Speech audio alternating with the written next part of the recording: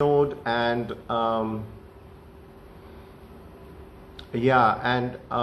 once I was invited to participate in an auction that the Swiss consulate was going to organize to raise funds for the Kala Ghoda area. And like recently, I don't know, you may have remembered all the elephants that were sent to artists to paint on and express themselves. So in those days, they had come up with this idea of wooden benches, and they were sent to 20 artists and 20 non-artists, and I was obviously in the non-artist category, and we were told to express our idea of art on it. And later on, Christie's would auction those works and raise funds. And all this was happening, and I was just growing up, and everything seemed so naive. And my first response was that because by then I had gone into furniture, so my first response was that the bench is just too disproportionate. First of all, it has no sense of proportion, so I'm not inspired to paint on it. And for the 3 weeks that I had, I just kept looking at it and not feeling inspired to do any work on it.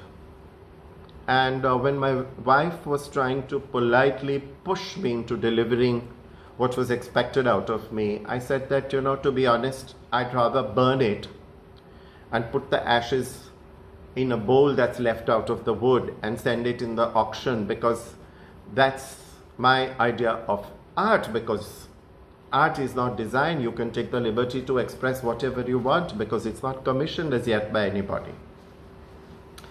So she says that, yes, it's a very rebellious, subversive act to do, but remember that they want to raise funds from it, and therefore treat it a little more respectfully. So I landed on earth and I said, okay. And I did a very simple thing on it as a minimalist. I just said that the show was going to be called Art for Heart, Switzerland meets India. And I said that, okay, the common graphics between Switzerland and India is that the Swiss cross in their flag, if it gets just 4 more facets, it turns into the swastik, and both are red. And I guess that puts the auspiciousness as a commonality between the flag and the swastik. So I just gouged out that much from the back of the bench and painted the side sections in red, and I sent off the bench. And living in Alibag, I had no idea how grand this affair was going to be and what it is, and turned out to be quite a glittering affair. And there were people sitting there to bid in the auction, and my wife and I were looking at each other nervously and saying, what's happening? But luck sided me that evening, and I had a wonderful experience to see how this bench was being bid by art collectors and buyers, and at the end of the evening it fetched the highest amount. And when I was least expecting it was to appear in that little snippet on top of the Times of India masthead, saying that bench designed by designer goes for the highest amount in the Kala Ghoda festival.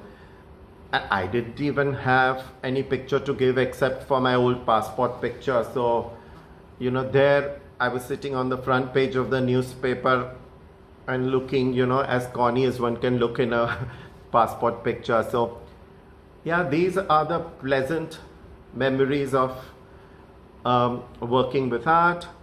They later translated into museums. I was lucky enough to open a museum dedicated to my guru, Dashrath Patel, in Alibag. And art had gone and moved on into so many other expressions, and surprisingly it even reached perhaps what subconsciously I was visualizing earlier, into installation art.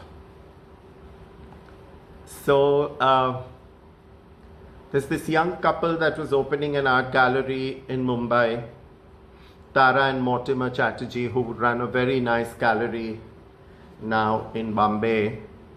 And Mortimer came down to see me in Alibag because somebody said that, you know, if you're starting something new, take his idea or opinion.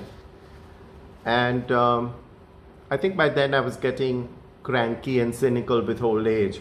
So when he said that he was going to open something that would go beyond canvases and that it was going into installation art, I asked him, I said, young man, have you seen any of the hawkers and vendors in Mumbai? And he said, no, I mean, you know, I'm going to do contemporary installations. And I said that, being an Indian, if you haven't seen that, I don't know what your concept of installation art is going to be. It's ridiculous. You need to do that. And Mortimer is soft, and he's a gentleman and not a jungly like me, especially after living 20 years in Alibag. So he kind of covers his face and he says, please, please, Pinakin, I'm talking about my future. And we share this with humor whenever we see each other now. And therefore this explains not only my association with art, but also the evolution of the art scene as it moved forward. My nephew was also getting interested in an artistic career, and he went to Brown to study, and in the vacations he would ask me where he should go and intern, and I put him up at what was then just introduced as one of the edgiest sort of art and design and lifestyle magazines called Wallpaper. So he went and interned there because I wanted to first give him a sort of exposure to non-gallery and non-museum spaces. And since that day, he's never looked back.